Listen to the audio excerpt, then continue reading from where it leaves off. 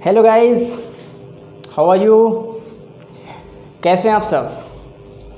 चलिए अब हम लोग अपनी स्टडी स्टार्ट करते हैं। क्लास 11th केमिस्ट्री का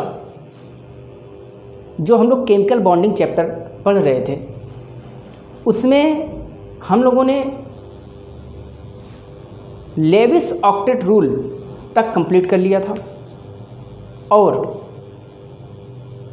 कुछ टाइप्स के बॉन्ड भी हम लोग डिस्कस किए थे, like as covalent bond, ionic bond and coordinate bond also.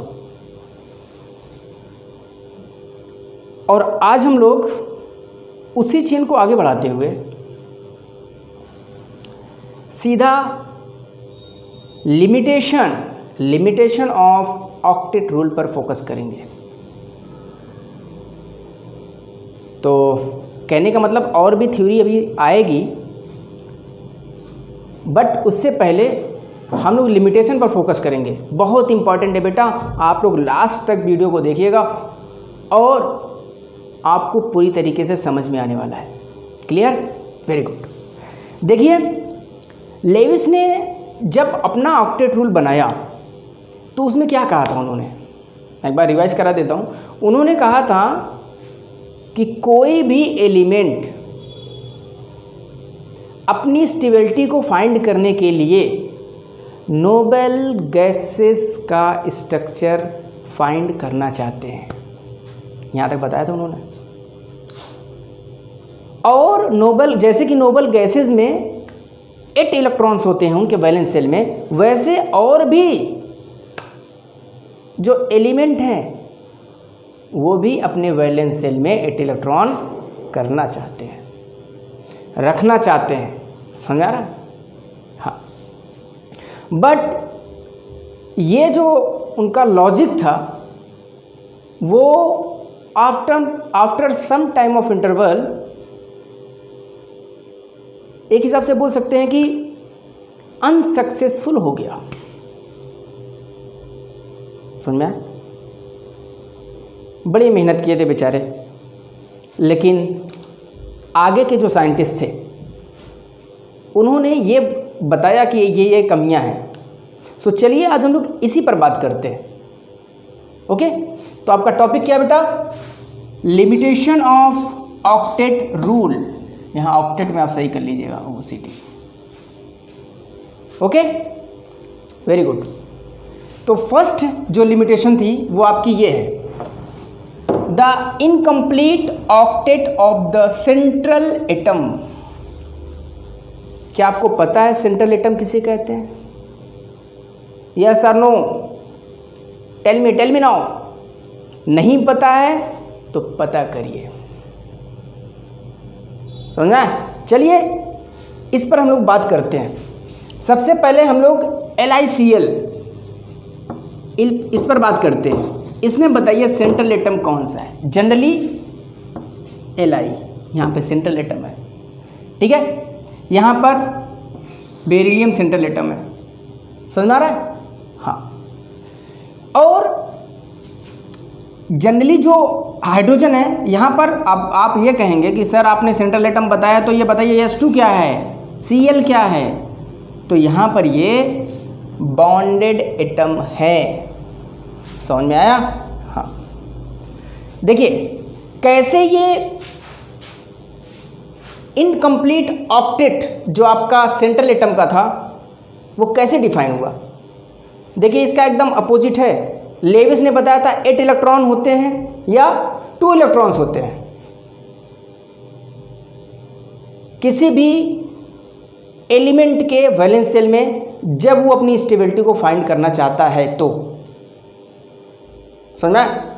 अब यहाँ पर देखिए मैं LiCl की बात करता हूँ। लिथियम, बताइए लिथियम का इलेक्ट्रॉनिक कॉन्फ़िगरेशन कितना होता है? बोलिए। लिथियम जनरली होता है, ये आपका जनरली 3, एटॉमिक नंबर कितना होता है? 3 होता है। इसका इलेक्ट्रॉनिक कॉन्फ़िगरेशन होता है बेटा 2 1। आउटर मोस्ट सेल में कितने इलेक्ट्रॉन है? 1। अब देखिए यहाँ पर क्या हुआ, सेंट्रल एटम कितना करना चाहता है, अपना 8 इलेक्ट्रॉन करना चाहता है, या तो 8 करेगा या तो 2 करेगा, ये बताया था उन्होंने। डुप्लेट कंप्लीट करेगा या तो ऑक्टेट कंप्लीट करेगा। बट यहाँ पर क्या हुआ, लिथियम क्लोराइड के बारे में बात करते हैं यहाँ पर, और ये देखते हैं कि ये अपने ऑक्टेट को कैसे इनकम्प्लीट करते हैं। जो इनका सेंट्रल एटम है लिथियम, ये अपने ऑक्टेट को कैसे इनकम्प्लीट रखता है। देखिए बेटा, लिथियम का इलेक्ट्रॉनिक कॉन्फ़िगरेशन होता है 2 और 1, इनका एटॉमिक नंबर होता है 3। ये जब भी बॉन्ड बनाते हैं, देखिए Li यहाँ पर Cl, देख रहे हैं आप, ये क्या किया, एक इलेक्ट्रॉन लूज किया अपना, ये Cl को दिया, तो इस टाइप का बॉन्ड बनाया। समझ में? अब देखिए यहाँ पर क्या इसके पास ऑक्टेट हो गया, मतलब कि 8 इलेक्ट्रॉन हो गया वैलेंस शेल में? नहीं, तो आंसर होगा नहीं। यहाँ पर सिर्फ 2 इलेक्ट्रॉन हुए, तो ये ऑक्टेट जो है इनका इनकम्प्लीट है। समझना है? इनका ऑक्टेट इनकम्प्लीट है। और भी क्या है, इसी तरह BeH2 बेरिलियम हाइड्राइड, इसके बारे में भी बात करेंगे।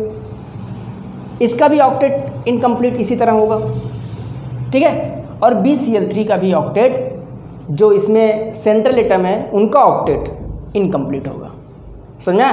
तो फर्स्ट जो लिमिटेशन है वो यही थी, the incomplete octet of the central atom. Okay.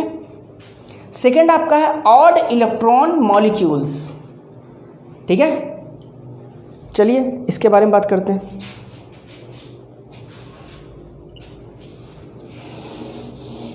कहने का मतलब यही है कि ये ऑक्टेट रूल तो बताए हैं कि ये ऑक्टेट रूल है, लेकिन कुछ ऐसे सेंट्रल एलिमेंट हैं, सेंट्रल एटम है, जो ऑक्टेट को फॉलो ही नहीं करते, वो अपने ऑक्टेट को कंप्लीट ही नहीं करते, फिर भी स्टेबल हो जाते हैं। समझ में? ये बात है। हाँ, सेकेंड आपका ऑड इलेक्ट्रॉन मॉलिक्यूल्स, ठीक है। अब यहाँ पर कुछ ऐसे कंपाउंड या कुछ ऐसे मॉलिक्यूल्स आप देखेंगे कि जिनके पास ऑड इलेक्ट्रॉन्स हैं। वो ऑक्टेट की बात करते थे, बट यहाँ पर ऑड इलेक्ट्रॉन्स हैं। कैसे, हम यहाँ पर दिखा दें। जैसे एग्जांपल आपका नाइट्रिक ऑक्साइड है, जिसका फॉर्मूला NO होता है, क्लियर। और दूसरा एक एग्जांपल हम लेते हैं नाइट्रोजन डाइऑक्साइड का, जिसका फॉर्मूला होता है NO2। देखिए होता क्या है इसमें, नाइट्रोजन N और ये ऑक्सीजन आपका O। अब आपको पता है कि नाइट्रोजन के आउटर मोस्ट सेल में कितने इलेक्ट्रॉन होते हैं। ये इसका टोटल जो इलेक्ट्रॉन होते हैं इनमें प्रेजेंट नाइट्रोजन में, वो होते हैं कितने, 7। सुना है? इनका एटॉमिक नंबर भी 7 होता है। इनका इलेक्ट्रॉनिक कॉन्फ़िगरेशन होता है 2 5, इनका 8 होता है एटॉमिक नंबर, और इनका इलेक्ट्रॉनिक कॉन्फ़िगरेशन होता है 2 और 6। यहाँ पर बॉन्डिंग जो होती है बेटा, वो होती है जनरली 2 इलेक्ट्रॉन्स की। समझ में आ रहा है? हाँ, देखिए 2 इलेक्ट्रॉन्स क्या हो रहे हैं, बॉन्डिंग में पार्टिसिपेट कर रहे हैं, इनके भी और इनके भी, और जो हैं आपके ऐसे ही रहेंगे इनके, ठीक है। इनके पास एक लोन पे और एक ये बच जाता है। तो आप बताइए, क्या इनके वैलेंस शेल में 8 इलेक्ट्रॉन हो गए? देखिए आप ध्यान से, 4 2 6 1 7 इलेक्ट्रॉन्स। इधर देखिए 2 2 4 2 6 2 8, इसका तो कंप्लीट हो गया है, लेकिन जो सेंट्रल एटम है नाइट्रोजन, इसका इनकम्प्लीट है। तो ये भी एक एक्सेप्शन है। समझ में आ रहा? ये भी एक लिमिटेशन है। अब देखिए नाइट्रोजन डाइऑक्साइड के केस में वही है। नाइट्रोजन डाइऑक्साइड का अगर फॉर्मूला आप लिखेंगे तो कैसे लिखेंगे, बोलिए। यहाँ पर है आपका नाइट्रोजन, ये बनाएगा इधर डबल बॉन्ड, ये बनाएगा इधर एक, ठीक है। बहुत इंपॉर्टेंस देखिएगा, स्ट्रक्चर बहुत इंपॉर्टेंट है, आप स्ट्रक्चर देखिएगा ध्यान से। इसमें होता क्या है, 2 इसके पास पॉजिटिव चार्ज होता है, इसका ये होता है। इट मीन्स इसके पास जो नाइट्रोजन है, इसके पास आउटर मोस्ट शेल में 5 इलेक्ट्रॉन होते हैं। 2 इलेक्ट्रॉन शेयर कर दिया ऑक्सीजन के साथ, इस ऑक्सीजन के साथ, और 2 इलेक्ट्रॉन्स इस ऑक्सीजन के साथ शेयर कर दिया। अब यहाँ पर आप बहुत ध्यान से देखिएगा कि जो नाइट्रोजन का ऑक्सीजन था यहाँ पे ना, नाइट्रोजन का जो ऑक्सीजन, ये दोनों जो इलेक्ट्रॉन है वो आपके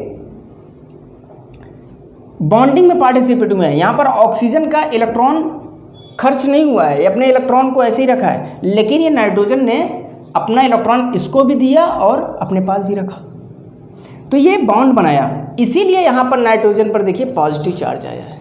तो ये सेंट्रल एटम है, बट यहाँ पर भी आपको ऑड इलेक्ट्रॉन्स देखने को मिल रहे हैं। समझ में? यहाँ पर देखिए एक ही इलेक्ट्रॉन बचा हुआ है, अगर इसको पूरा काउंट करें तो कितना हो जाएगा, वो देखिए 2 ये हो गया, ये 3 और ये 3, और यहाँ पर मान लीजिए ये जो बॉन्डिंग हो रही है इसकी पूरा पार्टिसिपेशन देख लीजिए, 7 हो जाएगा टोटल। यहाँ पर भी 7 है और यहाँ पर भी 7 आ रहे हैं आपके। तो ये भी ऑक्टेट रूल को फॉलो नहीं कर रहा, ये भी एक टाइप का लिमिटेशन है। समझ में? तो कहने का मतलब यही है कि मेहनत से तो बहुत बनाए थे लेविस साहब, ठीक है, बट कुछ कमियां निकल के आई। अभी आप पढ़ेंगे कि उसके आगे उस कमियों को दूर कैसे किया गया, ठीक है। थर्ड पॉइंट अगर हम देखें, द एक्सपेंडेड ऑक्टेट, कुछ ऐसे भी कंपाउंड हैं जिनमें जो सेंट्रल एटम है ना, उसका ऑक्टेट क्या हुआ है, वो बढ़ गया है, वो 8 इलेक्ट्रॉन्स को फॉलो ही नहीं कर रहा। उनके जो सराउंड में इलेक्ट्रॉन्स है ना, जो सराउंडिंग में इलेक्ट्रॉन्स हैं, वो जनरली 8 से ज़्यादा है। ये भी एक लिमिटेशन है। अब एग्जांपल देख लीजिए PF6 का। PF6 का अगर हम स्ट्रक्चर बनाए बेटा तो कैसे बनाएंगे, देखिए P आपका सेंट्रल एटम है, ठीक है, PF6 PF5 होगा। हमने यहाँ पे PF6 लिख दिया था, लेकिन यहाँ पे PF5 लिखिएगा आप। देखिए ये सेंट्रल एटम है, ये आपके ये आपके फ्लोरीन है, एक नीचे एक ऊपर एक इधर, यहाँ पर फ्लोरीन लगाइए आप।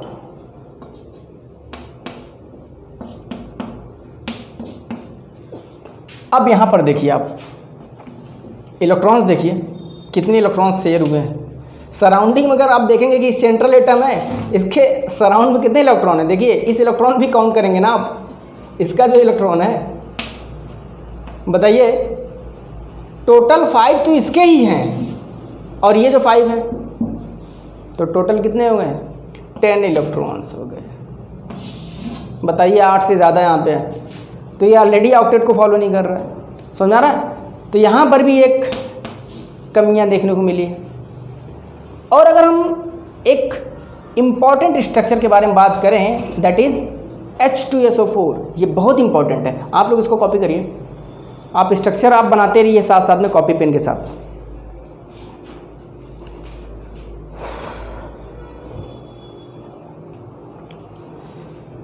ओके, चलिए हम लोग H2SO4 का स्ट्रक्चर देखते हैं। देखिए आप H2SO4 समझ में आ रहा है? यहाँ पर सेंट्रल एटम कौन सा है, सल्फर। बनेगा कैसे, सल्फर को बीच में रखना है क्योंकि सेंट्रल एटम है। और अब देखेंगे आप, इधर ऑक्सीजन इधर हाइड्रोजन, ठीक है। यहाँ पर भी आपके ऑक्सीजन इधर हाइड्रोजन, इधर आपके ऑक्सीजन इधर आपके ऑक्सीजन, अब आप थोड़ा सा ध्यान दीजिएगा, 2 इधर हुए हैं, 2 इलेक्ट्रॉन इसके पास रहेंगे, इसका 4 होगा, इसके पास भी 4 इलेक्ट्रॉन्स होंगे, इसके पास भी 4 इलेक्ट्रॉन्स होंगे, मतलब 2 लोन पेयर बोल सकते हैं। अब बताइए सल्फ़र के केस में अगर हम लोग देखें तो कितने इसके सराउंड में कितने इलेक्ट्रॉन हैं, बताइए। बॉन्डिंग इधर 1 2 3 4 इधर 4 इधर, 8 यही हो गए, और फिर इधर 8 और ये 2 10 और ये 2 12, तो टोटल इसके सराउंडिंग में 12 इलेक्ट्रॉन्स हैं। बताइए हो पाएगा ऐसे? नहीं। तो इसी तरीके से जो लेविस का ऑक्टेट रूल था एक हिसाब से अनसक्सेसफुल रहा। हाँ, एक आध पॉइंट और है, एक पॉइंट और मैं देख लेता हूँ। आपने कॉपी कर लिया? चलिए कॉपी कर लिया होगा, वैसे तो ये सिंपल स्ट्रक्चर है। देखिए बहुत इंपॉर्टेंट टर्म है नेक्स्ट, जैसे 3 है यहाँ पे 4th में लिख दे रहा हूँ कि लेविस ने जो मॉलिक्यूल्स की शेप होती है उसके बारे में कोई भी एक्सप्लेनेशन नहीं दिया।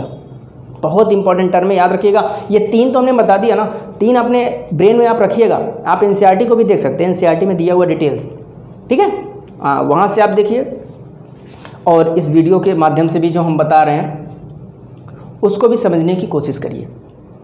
फिर भी कोई कन्फ्यूज़न अगर आपको रहती है तो क्या करेंगे, कमेंट सेक्शन में आप राइट करेंगे, और सीधे क्वेश्चंस करने के लिए आप इंस्टा आईडी पर भी सवाल पूछ सकते हैं। समझ में आया? इंस्टा आईडी किस नाम से इंस्टा है? चलिए हम आपको डिस्क्रिप्शन बॉक्स में उसका पूरा डेटा दे देंगे, जो इंस्टा है उसका, और फेसबुक पेज आपका है सीके क्लासेस ग्रुप, उस पर भी क्वेश्चन पूछ सकते हैं। तो मेरे हिसाब से क्वेश्चन पूछना बेटा ये आप लोगों की जिम्मेदारी बनती है अपनी स्टडी को आगे बढ़ाने के लिए, ठीक है। हाँ चलिए, ये जो लेविस थे उन्होंने किसी भी जो मॉलिक्यूल्स थे उनके शेप के बारे में, ज्योमेट्री के बारे में कोई भी एक्सप्लेनेशन दिया ही नहीं। पहला चीज़, they are not explained, they are not explained, they are not explained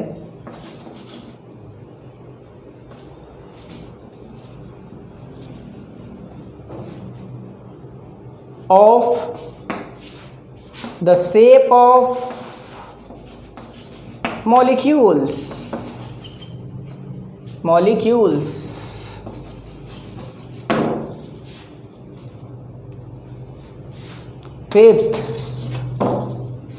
fifth में क्या है? गर्मी बहुत। फिफ्थ में आपका ये मॉलिक्यूल्स के एनर्जी को, जो एनर्जी होती है उसको भी डिस्क्राइब नहीं कर पाए। समझ में आ रहा है? इसको आप राइट करिए, इंपॉर्टेंट टर्म है, ठीक है। तो क्या बोल सकते हैं? इट डज नॉट डिस्क्राइब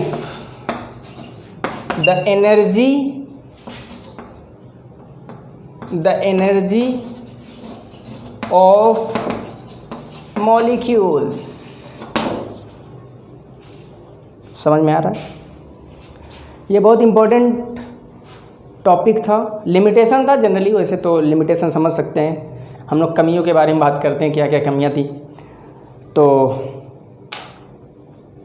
इस वीडियो के माध्यम से हम ये बताना चाहते थे कि जो ऑक्टेट रूल हमने बताया था वो प्योरली सक्सेसफुल नहीं हुआ। तो आप अब ये क्वेश्चन कर सकते हैं तो कि सर हम लोग ज्योमेट्री के बारे में, हम लोग शेप के बारे में नहीं पढ़ेंगे? कैसे पता करेंगे कि किसी भी मॉलिक्यूल्स का शेप क्या होगा, उसकी एनर्जी क्या होगी, उसकी ज्योमेट्री कैसे हम डिटरमाइन करेंगे? ये सब चीज़ इन सब का क्वेश्चन नेक्स्ट वीडियो में आपको मिलने वाला है। आप लोग बने रहिएगा। हम लोग नेक्स्ट वीडियो में पढ़ेंगे वेस्पर थ्योरी। बहुत इंपॉर्टेंट है आपके स्टडी के पर्पस से, आपके एग्जामिनेशन के पर्पस से बहुत ही इंपॉर्टेंट है। क्या?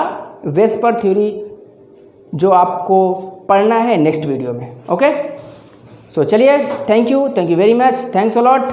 बट आप लोग सीके क्लासेस ऑफिशियल चैनल को सब्सक्राइब करें, बेल आइकन को प्रेस करें फॉर मोर अपडेट्स। मिलते हैं नेक्स्ट वीडियो में, बाय बाय।